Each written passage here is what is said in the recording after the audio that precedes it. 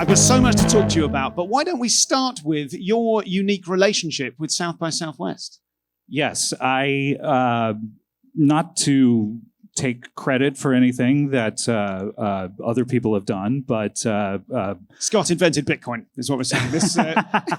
No, the first time I came to South by Southwest, I think was around 20 years ago, and I was invited by David Cross to do a show at South by Southwest, and I came expecting to be part of the festival, and instead I did one show in this very room when it was called Red 7, and it was a totally different club, a really disgusting club, and did one show, and then we were not part of the actual festival. We were in a hotel like a million miles away, and I remember David, we all tried to see a band, and David went up to the person at the front and said, "Hey, they're all with me. Can we get in?" They went, "You can." They can't. And so I wasn't able to see anything when I was at South by Southwest, but I was really fascinated by it. So I came another year to do another show, and then this guy Charlie Sotelo called me up the next year and said, "Hey, I hear you're a comedian who like produces shows, and you know a lot of different comedians. I'm thinking of starting comedy here. Would you want to come out and produce it with me?" And that was 18 years ago, I think, and it had never been part of the festival, and so we just started it up, and it's been going ever since. So incredible, yeah, incredible. So I would have thought they would have clapped then, but no, that's fine. I don't need it. Save it. So let's talk about. I mean, I think the reason Charlie got in touch with you is you are known as a sort of. Someone said to me, "You are the alternative Lorne Michaels." Ugh. Is that? Who said that to you? Lorne Michaels. Oh, okay. Well, then it's an honor.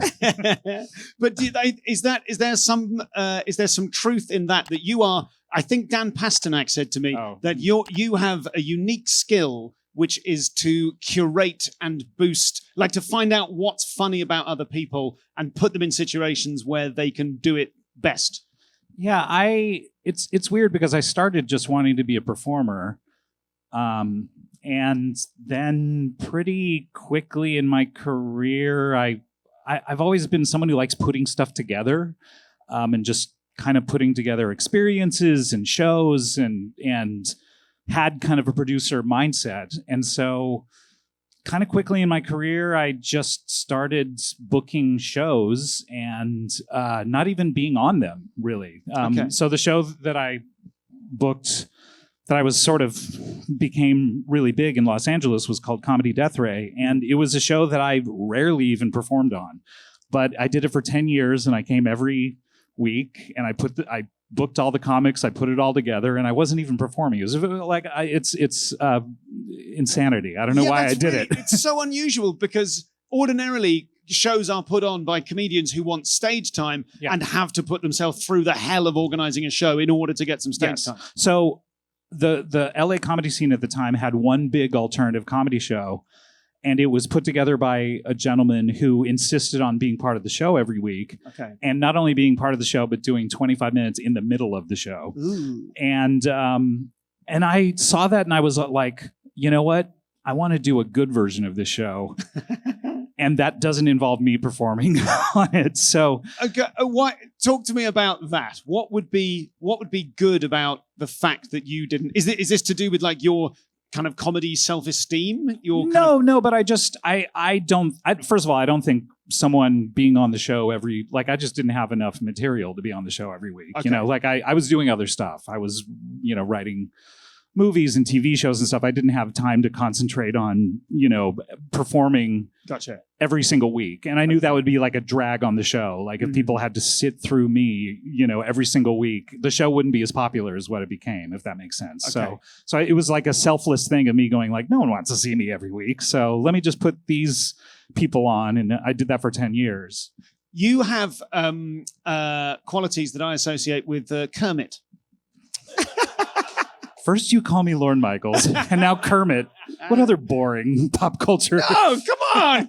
No, what do you mean? What do you mean? Well, what I mean is Kermit likes to put on a show with all his friends, yes, right? And yes. I love that. We were talking about Zach Zucker from Stamptown earlier on. Yes. He has a similar kind of Kermit quality as well. I really love and admire that in someone to go, hey, I'm going to make the show happen, not simply as a vehicle for me to show off and get plaudits and attention, but because it would be a wonderful thing for everyone. I always thought about the effect it would have on the audience to do something cool. Like that was always my ambition. Like, what if I remember the first Halloween show we ever did when my show moved to the UCB Theater in LA when it opened up. A couple of months after it opened, I went to the house manager and I said, I'm really thinking of turning the entire theater into a haunted maze that deposits the audience into the audience at the end of it. And then we do the show. And the person said, oh, no, you can't do that. I said, I'm going to do it. And then I just got black tarp everywhere and just put together a huge haunted and got a bunch of comedians to dress up as monsters and did a whole thing. And then there was another time where I was like, I really want to do an all-night show that starts at 7 p.m. and gets out at 8 in the morning. And just put it together just because I wanted people to have the experience of going through something really cool, like the kind of thing that I would want to see, and that was always more important to me than being on stage. Do you have any theories as to why you, a lot of performers emerge from their adolescence somehow with a drive to perform? Is there an equivalent sort of psychological process whereby you emerged from adolescence thinking, I want people to have a cool time? You can look at a comic, you might say comedy's a way to control the way in which we're laughed at. And those, you know what I mean? Those kind of layered psychological conditions that stand-ups have. Is there an equivalent one for people of a producerial bent? I don't know, because the performing never really went away either, because I still do it. And I still, and that's such a weird thing to say for someone who has 5 podcasts a week. It's I don't really like performing. But as far as the producing of it goes, I don't know. When I was young, I was obsessed with media and TV and movies. And I just have always grown up with wanting to replicate that feeling that I had as a kid who didn't really have a ton of friends and was an indoor kid and just wanting to make comic books and wanting to make movies and TV and stage shows, all the kind of stuff that I loved as a kid. I just wanted to be part of making, you know what I mean? And I think it ties into just the kind of kid that I was. And is that, when you say to be part of something, is that a desire for belonging or a desire for community? You kind of sort of briefly skated over not having many friends. It is interesting because sometimes I feel like I don't have a ton of friends because if you ask the other people that I just went on a big world tour with, they'll tell you I'm pretty much kind of a loner. I'm not the kind who's hanging out with them every single night. But at the same time, I feel like I see comedians all the time, Sure. And I just I feel like I see my friends in doing the kind of work that I have. You know what I mean? So we don't need to hang out outside of podcasting. So we were talking before about that way that kind of podcasting or success at podcasting can kind of be a gilded cage whereby you've constructed a wonderful job for yourself that now you have to do. Yes. Is there a sort of parallel with the actual friendships involved? Whereby I've taken some wonderful friendships, turned them into an exquisite thing, and now that'll do me, thanks. It feels weird to monetize friendships in a way, but no, I've talked about this with other people that I podcast with, and it does feel like you're hanging out with friends when you're podcasting, because you'll often come in. The greatest cure to having a bad day is doing a podcast, I feel like, because you come in, you see your friends that you've known for years, you laugh a million times, and it somehow seems to cure whatever is ailing you by the end of it. I mean, that happens all the time where I'll be doing an episode of Freedom, and all of us will come in hey, how's it going? And just really down. And then we start the theme song and we have to shout the title of it 3 times in a row. And somehow just performing in a podcast cheers us all up. And at the end of it, we'll all look at each other and say I was feeling bad when we started this, but now I feel really good. So thank you so much. It's like, it's a great thing. That's incredible. Yes. Thank you, Birds. No. I would have preferred that if you'd just let one person clap. I would have... Everyone turn around and look at them.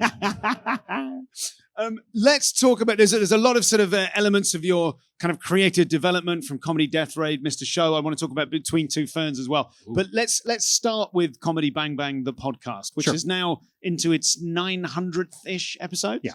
Yeah. One of the things I would love to know about that is I love the way that you are distinct from the guests in that you are not playing a character, but you are being a fun version of you. And there was something lovely about the way you opened that as a fun version of you. I really wanted to do it right into the microphone. I was trying. But I love the way that you very gently steer the conversation and kind of... sometimes not so gently.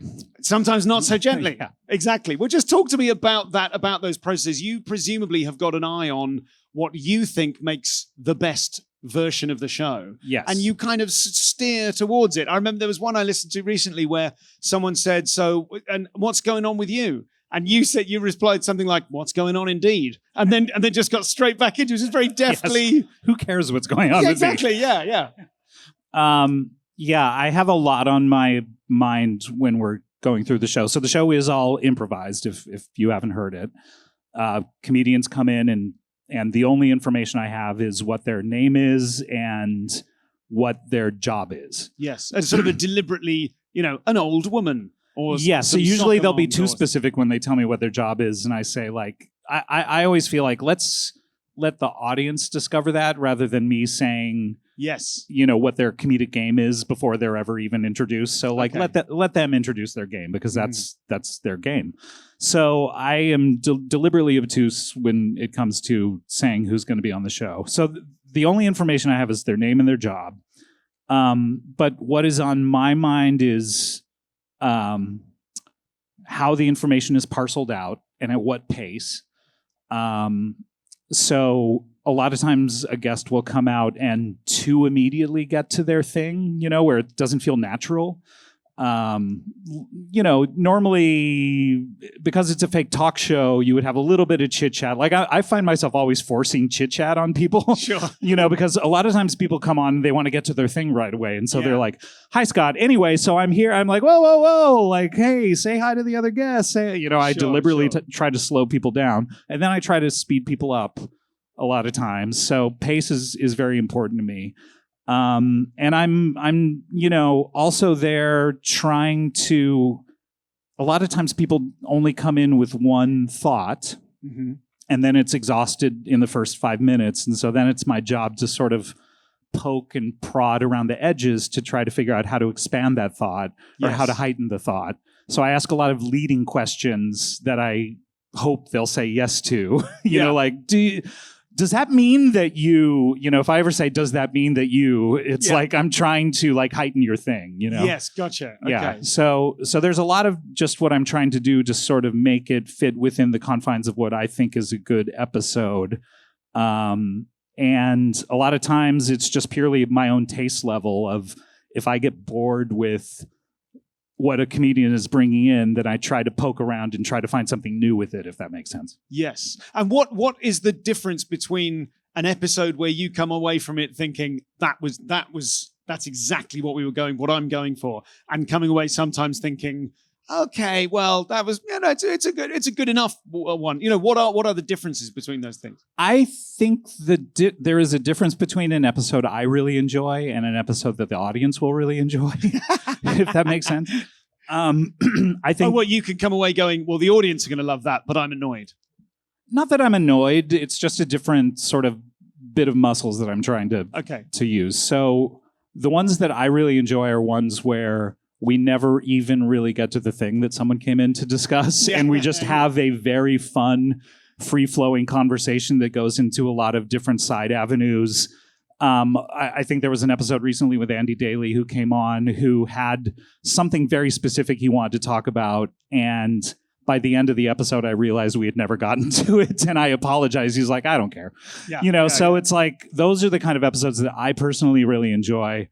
But when you're dealing with comedians as well, everyone has their own thing and their own vision of success and how they want to do on the show and what they want to achieve on the show. And so it's my goal to facilitate that for them and make them shine.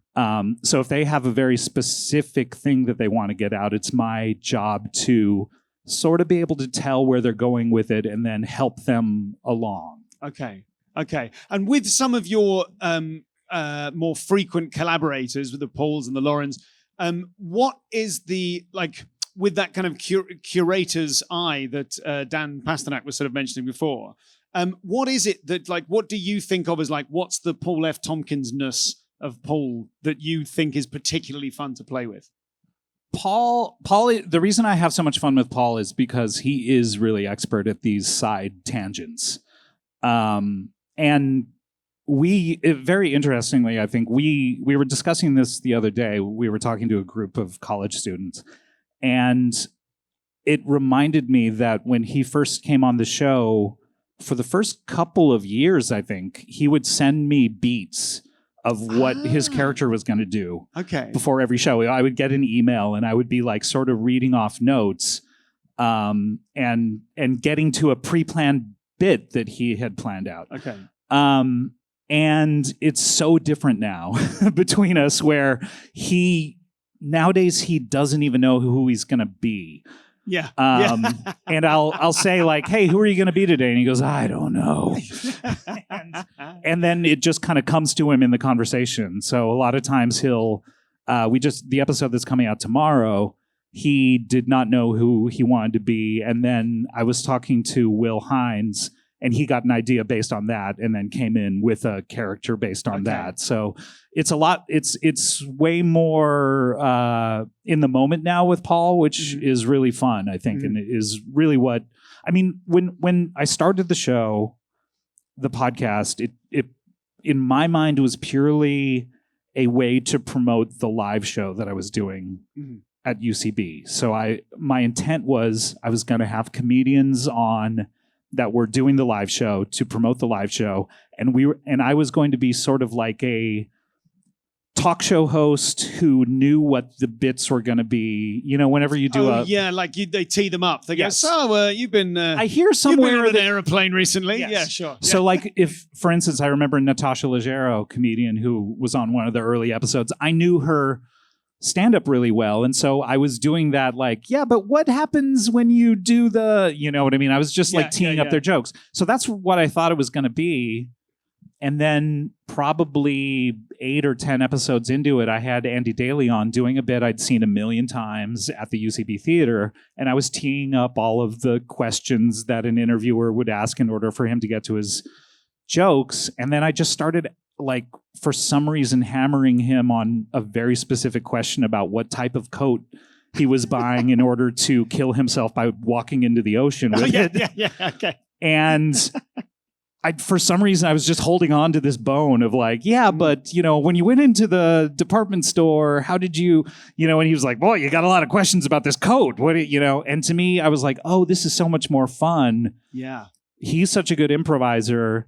It's so much more fun taking it into uncharted waters than sitting here knowing what you're going to do and getting to a thing that you've planned out already. Yes. That's what I really like about the show. But I know not everyone wants to do that. You were talking about Andy Daly. Oh, yeah, kind of pulling apart. Who has the harder job? Because I think it must be so fun as an improviser to go, oh, I'll be safe because I'll be challenged by someone who knows how to challenge. Do you know what I mean? Who knows how to... you're not just yes-anding. You're yes and specifically this and explore that. So it's almost I wonder if for them it's an element of it is guided improv with a safe partner. Yeah, it feels a little like that. I wonder if it's harder for them or harder for you because you're steering it, but you don't have to answer the questions. You can just ask difficult questions. Yeah, I mean, I feel like I've put in my 10,000 hours or whatever in podcasting where I sort of know how to do it now in terms of my role, but it is very thrilling when I get to do other shows and I get to be the character guest and they get to be interviewing me because then it's just, I think it's a little more challenging when you're the character. Yes. Okay. I mean, it's more challenging for me because I've done it so much on the other end. So sure. It's more exciting for me to be the character guest. If that makes sense. Gotcha. And in terms of your own kind of improvising history and learning and what have you, I was sort of thinking about I don't know if you consider there are other kind of competitor podcasts who are doing something similar. But if someone were to try to do what you do with Comedy Bang, I suppose what I'm asking is, like, what do you want to do the English version of the show? Can you license it for comedy? I don't know what I'm trying to think. I reached for the equivalent in English. Yeah, thank you. Comedy rat-tat-tat. Lovely. In terms of your superpowers as an improviser and as a kind of guider and a curator of the show, what have you, I suppose what I'm asking is, if someone were to rip you off, why wouldn't their version be as good as yours? I don't know. That's a complicated question. Yeah, it might be. Think about it harder. Are there different... I always feel weird because there should be a million other podcasts that do exactly what I'm doing. I mean, there may be, but maybe there are, but I haven't heard about them. But well, I don't know if they could be anything like as good, because to me, the idea of improv is like, an improv podcast. It sounds tiresome. Yeah. But then you hear your one and you're like, oh, that's brilliant. Well, so I don't feel like what we do is improv necessarily as much as it's conversational improv. It's such a fine distinction. Okay. But it's improv is a different type of thing. Like if you learn how to do improv, you're learning how to do it in scenes and acting. And this is like talk show improv, which is slightly easier, I feel like. And because no one's watching you while you do it, it's the theater of the mind. Yep. Anything can happen. So it's a little bit easier as far as I'm concerned. I don't have training as an improviser, other than just doing this podcast a million times. So, anytime I'm doing an improv show, if someone asks me, hey, come do my improv show, I'm always like a little out of my element, because I know the rules. I've seen a lot of improv, but I haven't taken to it like Paul F. Tompkins has, where he just like never took an improv class and is genius whenever he does an improv show. I'm always like a little on the outside going like, oh yeah, we wipe the scene. Oh yeah, right. Like I just don't have the training. But as far as conversational improv, I feel like really what you just need to do is there's all the little things, that I mentioned that just like the pace of it is really like I just inherently know podcast pace at this point. Okay. And a lot of times people will say like, oh, Scott's interrupting everyone or whatever. And it's like, yeah, because I know the pace that a podcast needs to be at. And there would be a lot of dead space in podcasts without a host constantly going like, yeah, but what about the, you know what I mean? So like, I'm always trying to fill the space for the pace that I think I want things to be at, if that makes sense. Okay. And when does it not work? What sorts of things does a guest do that make you go, like internally part of you is going, oh, that's going to be a challenge? So there are various types of character guests who come on the show. Some are very narrative focused, where they come on. I try to, if people ask me, hey, I've never been on the show before, what do you want? What makes a good guest? I'll usually say, this is a talk show, so people come on talk shows to talk about something. Yeah, okay. That usually means a narrative of some sort. So you come in with I've been invited here to talk about this. Imagine what a producer would have riffed up with you beforehand. Exactly. Yeah, gotcha. So sometimes what guests will do, and it's not my favorite thing, is they will have a funny way of talking, and that's the extent of it, or they are crazy. Okay. and they come on and I ask a question, and they'll kind of negate the question and just be insane. And there's nothing really to talk about with an insane person. Sure. You know what I mean? Like someone who's insane in a certain way, yes. Because you can dig into like, what was it that changed in your life that turned you into what you are now? You know? Okay. But someone who is spouting nonsense and saying gibberish is very, very difficult for me. And you run out of questions so quickly when someone is just being insane. Ego Odom used to laugh because I told her this once. I was like, if you ever find me asking, so why did you start doing whatever it is that you started doing? it's because I'm flailing as an interviewer. Sure, because the character's so crazy, I don't know what to ask. Yes. And so she laughed at that. And then during her interview, I asked her like intentionally. And so now I intentionally ask her that in any interview to try to make her laugh. But that's what is very difficult to me is I don't know that I have the skill set to turn that into something successful necessarily. So I sometimes will like give up in the middle and like go back to a previous character and say, what do you think about this? You know, because I know they'll say something interesting about it. Okay. That's the most difficult kind of guess for me. I'd love to hear almost like a director's commentary of you listening back to an episode and going, I'm flailing there. Yeah, I only say that when I'm in trouble. I hate listening to my show so much that I have to do it at the end of the year for the best ofs. I listen to all the clips and pick them out, and it's just terrible. Why do you hate it so much? Why is that? Actually, you know what? For the best of, sometimes I enjoy it because I'll go, I totally forget every show that I do the minute it's over, and it'll remind me of like, oh man, that was really funny. Oh, that's nice. But I just cannot stand listening to myself. Is it the sound of your own voice? Is it the decision? Are you thinking, oh, I could have done that better? It's just transporting me back into something I've already done. Like, why listen to it again? I don't know. It seems like a waste of time to me. Curious. Yeah. So like for Freedom, that's part of Lauren's duties is she listens to every episode to see if she wants to cut anything. Okay. Because the minute I do it, I go, I don't care. Just put it out. You know? Okay. Okay. So that's established in the creation of Freedom. Not in the creation, but it's going to be.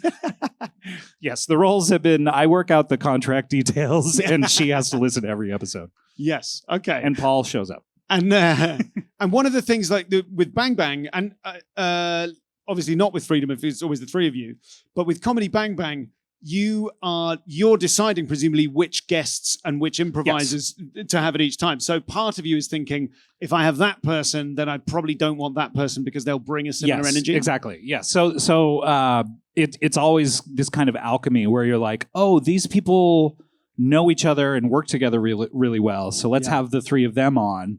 But then I also really like having people who have never met before on. Yeah. But I am very conscious of like, okay, yes, this person is just an agent of chaos who comes in and says crazy things. I need someone to anchor it by having a strong narrative arc to them. And then the crazy person can come on and just be additive to that, if that makes sense. Yes, gotcha. So who would, just as a thought experiment, who would be the best cast that would do the worst job? I mean, the show we did yesterday was it was really fun, but in the middle of it, I was realizing that I had booked 3 agents of chaos who were just like craziness, you know, and and they're all super funny and people that I've had on the show, you know, millions of times. But I was like, oh man, if only there were one person. But you know, nowadays I know how to sort of rein that in and then take it into another direction. That's why I started the roundtable in the middle of the show that I did yesterday, because then it has some sort of narrative structure to it of like, now I'm going to ask you questions, you know? Yes. So that helps you impose some structure on the chaos. So it's a lot of times, you know, I have little tricks that I can rely on. A lot of times that would be like playing Would You Rather. You know, if we're like 2 segments into a show and we've run out of things to talk about, then it's time to pull out a game, you know? You know, it's good to have a TV show. Even if no one's watching it, it's like you come to a festival like this and people say like, oh yeah, it's the guy with the TV show. Instead of, you know, that's the guy with all the podcasts. Yeah. Let's dwell on that for a second. That feeling of like, you do 5 podcasts a week, you said. And is that, like, do you feel, how successful does that feel in terms of like you've kind of monetized a thing you're brilliant at, you get to be with your friends. You know, we were saying before, this is work. You've got to do work. And, but is that a real thing for you that like, oh, there was a TV show and now I'm back to being the podcast guy? A little bit. So when I stopped doing the TV show, I was then like full thrust into directing stuff. So I co-directed the Michael Bolton Valentine's Day special. And then I directed the Between Two Ferns movie, which was like a year and a half of my life of just intensive stuff. So it really did feel like, oh, okay, it doesn't matter that I don't have a TV show anymore. Now I'm a director. I'm still working in show business. And then the Between Two Ferns movie came out in 2019, at the end of 2019. And I had a good 2 months of like taking meetings about what I'm going to direct next. And then COVID hit. Mm-hmm. And so now I have no career other than podcasting. You were saying to me before that's how you feel when COVID came along. It kind of radically changed. It sort of arrested the momentum of your Hollywood career. Feels like that when COVID came, like that is a previous person. And now I'm a different person. In terms of just like nothing other than the podcast, nothing I was doing or none of my career aspirations are really moving forward anymore or anything. It just really feels like, and then, I had my child. So it's everything is so radically different right now. I'm in a different house. Like we moved into the house, I think the week after the Ferns movie came out, and it just everything feels so different to me. Yeah. And when I was, when I was young, I had really, I knew I wanted to create stuff. I knew I wanted to make movies. I've made a movie. I knew, but I really wanted to be like the next David Letterman. I really wanted to be a talk show host. And so for a long time, that was my goal. Even when I was on the Comedy Bang Bang TV show, I viewed it as like, oh, this is a stepping stone to where I want to be, which is I want to have a network talk show, right? And Letterman was like retiring at the time and a lot of stuff was going on. And I was sort of like, okay, like look at all the other people who have IFC shows like Fred Armisen and all that. It's really giving them a bounce on their career. This will be very similar to me. This is like my entree into people knowing who I am, that I'm good at this. This is like a stepping stone for me. And it didn't work out that way. No one watched my show and no one cared. But I started realizing talk shows really changed around that time, around 2014 or so, where they no longer serve the purpose of what they used to serve for me when I was a kid, which was, it was one of the only places I could see comedy. And I started to realize, oh, I don't care about a talk show. Like I care about comedy. I care about providing people comedy. That's really, I don't give a shit about the mechanism that delivers it to people, So the talk show used to be the only place I could see it. You'd have to stay up really late. There was no Adult Swim. There was no internet. Sure. And so now I used to be like as a joke, I sort of talk about how podcasting sucks so much compared to movies or TV, but it is now the mechanism where I get to deliver comedy to people. And that I really had to realize that's all I really care about. What were you expecting getting your own talk show that you were the host of? What were you expecting that to fulfill in you? What did you need that to satisfy in you? I think there is probably a level of there were a few years where like I was asked to host award shows, small level award shows like local Emmys and stuff like that, and I was, doing a lot of interviews and doing a lot of press. And anytime a new season of the TV show would come out, there would be a press tour and like they'd fly you to New York, business class. So there's a level of like, oh, I enjoy being treated like a big shot, But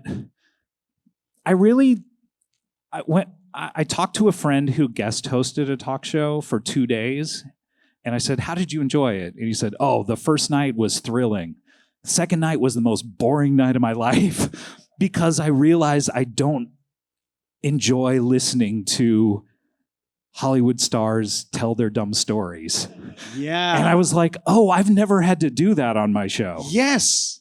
So that doesn't fulfill the brief, does it? That doesn't help get comedy to cares? People. Yeah. So when guests come on my show, I intentionally sort of steer them away from going into their projects all that much because it has to be a funny interview. Yeah. You know what I mean? And so that's what's interesting to me. So I will award guests the respect of talking about their show, seriously. I know James Acaster was recently on my show and like thanked me afterwards for actually watching his special and asking interesting questions, because I guess a lot of people in my line of work don't do that. They maybe like hear about something and they watch 5 minutes of something. So I will give guests that, but I really am only interested in the comedy of it all. And having a talk show where I have to listen to someone who's on a reality show or, like someone who's on NCIS as the scientist tell some dumb story is not interesting to me at all. So I'm very happy. I had to recalibrate my brain and my aspirations, but now I realize that this is actually a great job for me.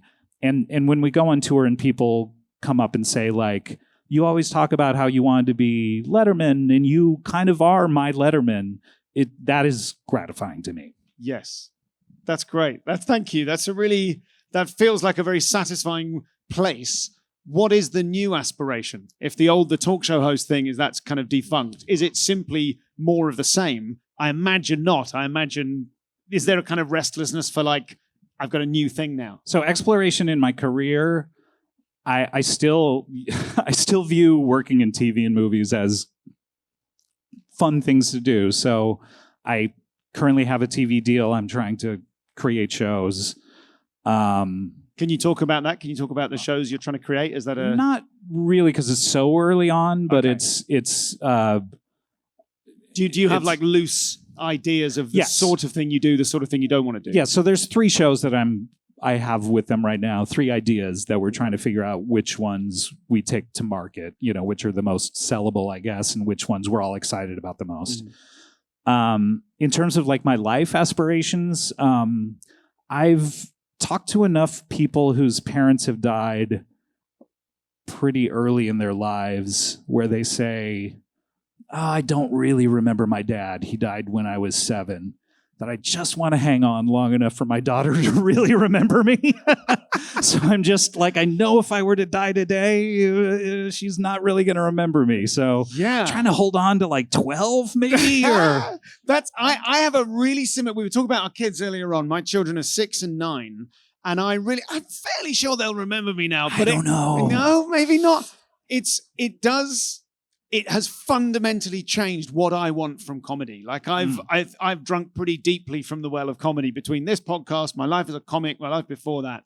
And I kind of realized, I definitely had a sensation of going, there are comedy clubs in the UK that are, a long drive away that I've spent 15 years building up a relationship with them. But now the idea of traveling all that way, burning a weekend where I won't see my children, even just missing a bedtime in order to fuck about for half an hour on stage and get some money. I'm like, well, the money's nice. And if they laugh, that's nice. But none of that is better than being with my children. And it has fundamentally changed what I want from my career. Yeah, this last tour that we did this last year, we did the most shows we've ever done in a tour. We did 43 shows. We were in 4 different countries, I think, and it was very tough for me personally. Especially being in your home country, just because of the time. You found it particularly tough. Yeah, that stint was very tough for me. Yeah, because the time difference was so stark. So like, trying to have a FaceTime at bath time or bedtime or something like that would be at these weird times. And then, it does feel very weird to just be like fucking around in Ireland while your daughter is growing up, even if it's just, I'm just gone for 2 weeks. There's something about it that I'm definitely have figured out that I'm not one of those people who's like, I want to travel a lot so I don't have the responsibilities of being at home. Like I prefer the responsibilities of being at home. Yeah. Something I just wanted to share with you about that show that I saw in Bristol, where I live. At the end of that show, it concluded with, it was someone in the audience's birthday, and everyone sang happy birthday to them. And then Paul started chanting and clapping, run around the room, run around the room. We won't stop clapping till you run around the room. We won't stop singing till you run around the room. And everyone kept doing it until the guy ran around the room. And afterwards, I was saying to my American friend Anders, who I sort of saw at the shows, like a lifelong Comedy Bang Bang fan, I said, is that a thing in the States? Run around the room? And he said, no. I was laughing so hard. Weeks later, it was my daughter's 6th birthday. And we had a lovely kind of forest disco party for her. It's fantastic. And then we sang Happy Birthday.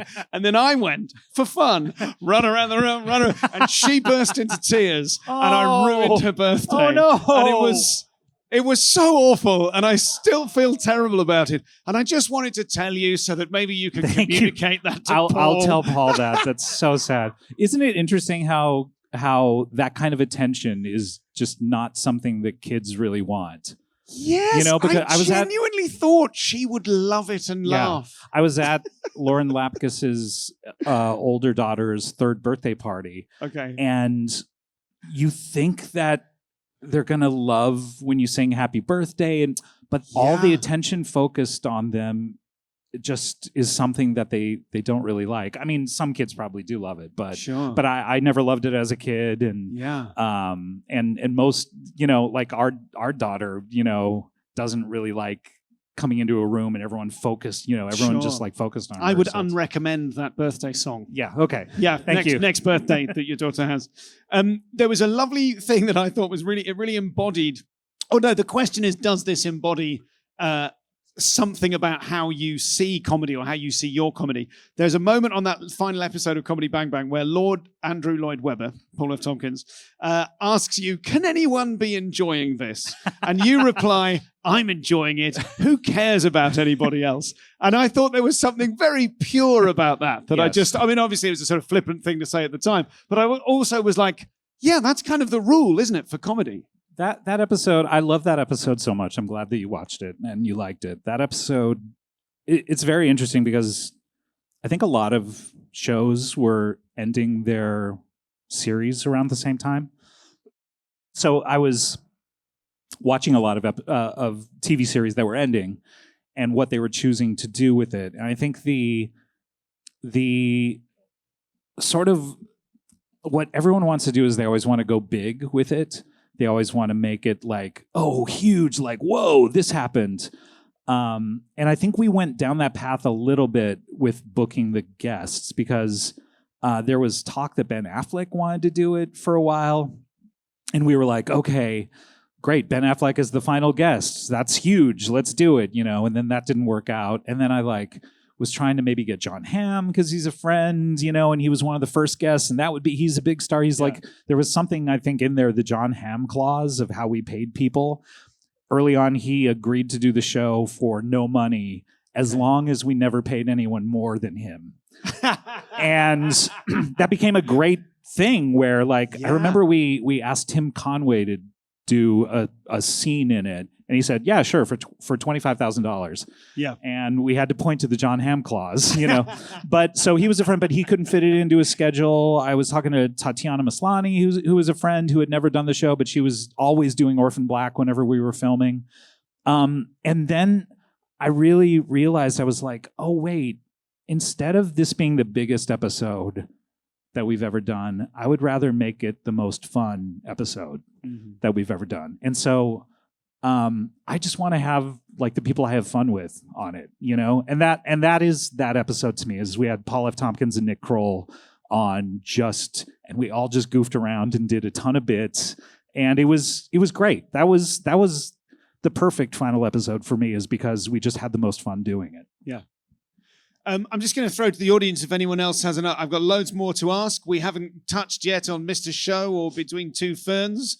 Or any other? What are the other kind of runners? What are the things of which you're most proud? What or the things the things of which you're proud, which you are asked about less often because so much of what you've done has become a kind of cult success. I mean, really, when I did Mr. Show, I thought that I had, I was 28 years or 27. I was like, oh man, I made it. I'm in my generation's Monty Python. I never have to.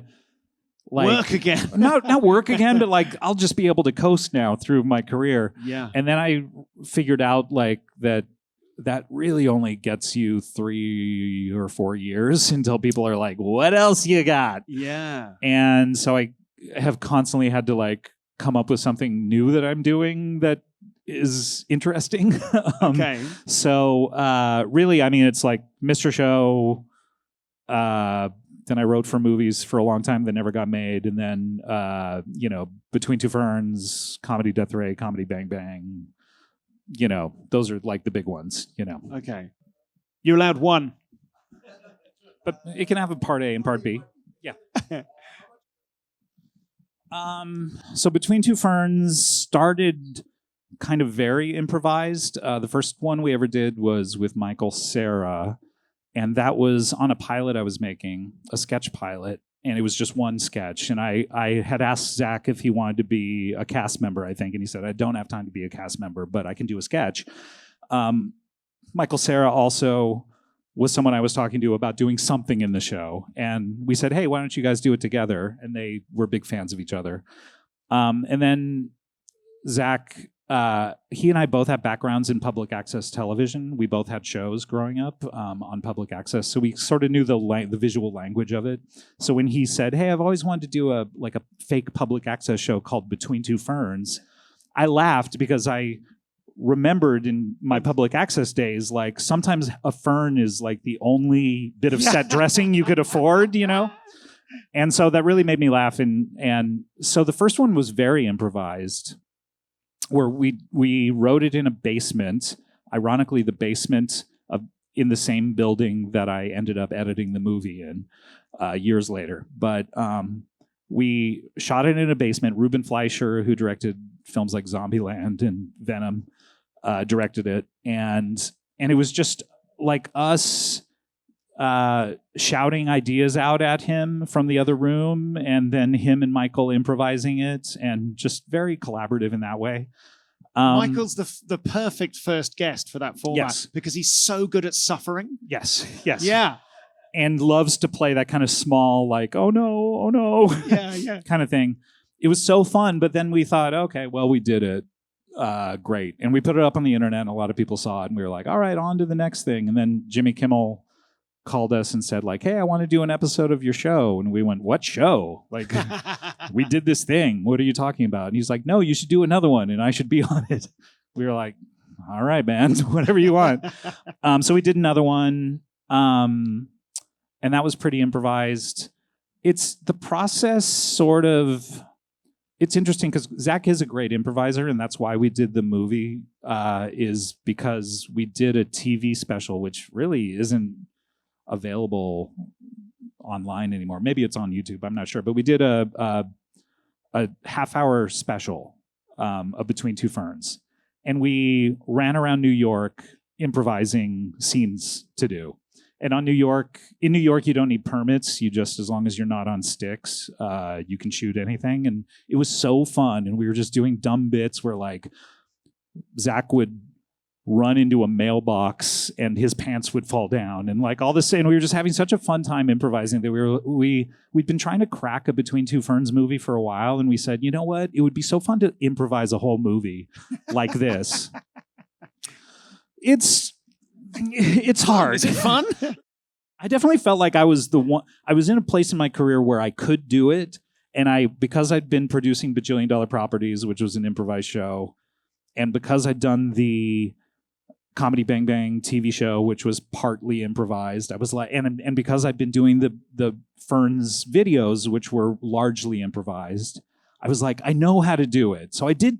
I brought the plane in, and I was able to land it, which is like. Part of a director's job is make a thing make sense, Yeah.